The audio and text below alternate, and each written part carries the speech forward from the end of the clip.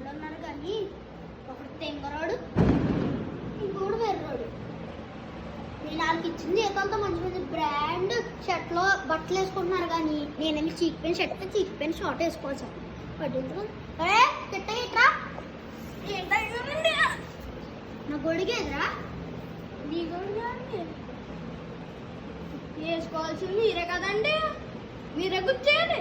పోను మీరు కూర్చోను. నేను అక్కడ నీకు గొడుగు పడతాను నాకు చేతి మీద.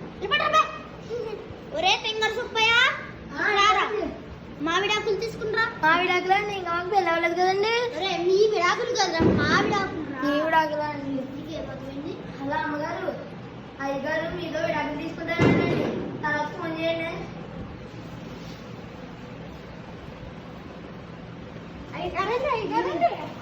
ఇదిగోండి మీరు అడిగిన మా విడాకులు. ఆడే పని సరిగ్గా చేయడు.